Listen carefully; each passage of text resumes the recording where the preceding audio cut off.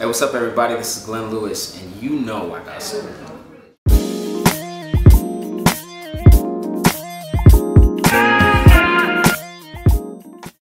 So, I know Stevie Wonder's been a big influence on you. I've seen you, perform some of his songs live as well. Yeah. Have you ever considered, recording one of his songs for your album?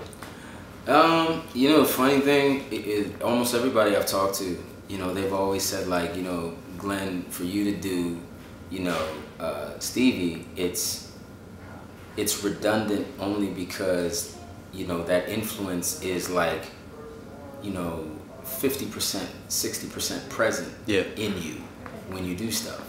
So I love to perform it live because it's always my way of sort of paying homage. Like, man, dude, I beat up on myself if I make mistakes performing, because I'm just like, man, if he ever heard this, I know he would just be like, this cat, get the lyrics back, what's wrong with you? But yeah, like, maybe one day, because there's a couple of records that, I mean, come on, everybody has, like, there's no one favorite, when it comes to Stevie. But yeah, hopefully, you know what I'm saying, maybe one day. But I think right now, I think, sort of thing, and I'm sure even the man himself would understand, even in talking to him, it's, it's the kind of thing where he's one of my heroes. I pay homage to him. It's like, okay, definitely we know Glenn's influenced by Stevie, but Glenn, this is his zone, this is what he does. Right. You know what I'm saying? So, that makes sense. Now, to just wrap up, we've talked to Trey and Vidal, we've talked to Marsha Ambrosius about your debut, World Outside My Window, because it's a classic. We got to hear their contribution to it. Want to hear from your point of view, what do you remember about creating the album? What do I remember about creating the album that I can actually talk about on camera? I mean, it was amazing to, like, seeing them and the success that they've had is no surprise. And so, working with them at the time, it's just, it was crazy because it's just like, it just, moment to moment, it just brought the best out, and like being around Marsha, and as vicious of a vocalist as she is, and songwriter, so, and she loves the creative process, so like the lights are just on all the time, like her eyes just beam, like, oh, yo, check this out, yo, I got this part, or yo, do this, or, you know what I mean, and it's always something just hot, you know what I mean, so that always pushed me and motivated me as well, and, she got that hunger, I got that hunger, Vidal got the hunger, we come together, and it's just, that was probably one of the most memorable things, is that the energy was always a high level, and it was just funny, because I'm a little bit meticulous, I'm kind of picky. So they would always have to be like, yo, Glenn, it's cool, man. The take you just did is fine. And I'm like, no, I could do it better. So I remember, like, them always trying to reel me in. And so there was always, like just the dynamic between our personalities. That's another thing that was probably, really memorable. Of just how, I can only imagine from the outside looking in what that must have been. But, going in and approaching that project, what did you really want to create with that? Like, what were you looking to do there? Interestingly enough, it's funny. I'm starting to wonder if this is what always sort of happens for artists.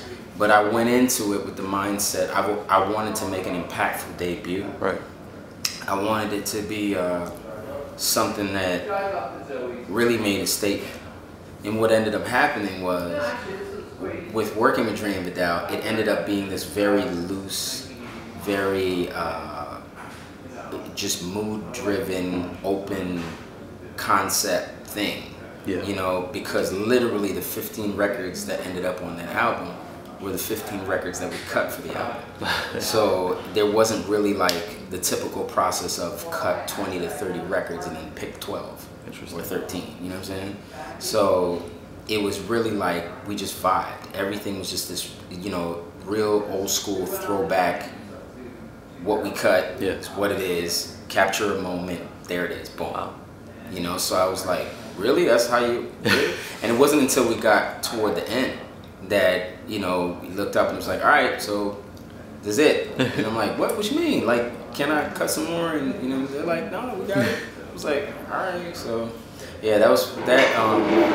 That's sort of funny to me. That's sometimes you go in with a certain vision, but life's one of those things that kind of, you know, things have a way of taking shape, you know, in an unexpected sort of way. You know what I mean? So that's one thing that I sort of, you know, stepping back away from the world outside my window and looking at it now, I can appreciate it for that reason.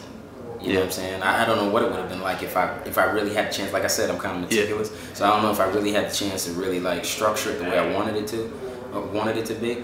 I don't know, you know. Right. But I know the experience I have now, and I appreciate it for what it is, because that's, you know, that was my introduction in the world. So, Right. yeah. Very cool. Yeah. So that's all we had. Anything you want to add?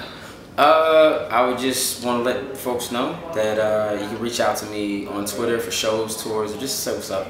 At Being Glenn Lewis, B-E-I-N-G, Glenn with 2 N's. On the Facebook fan page is Glenn Lewis #4 Real, and official page is GlennLewisOfficial.com, and Instagram is Being Glenn Lewis, just like Twitter. So definitely reach out to me on there. You want to know what's going on as far as shows and tours. That's the place to head up. That's pretty much it. Cool.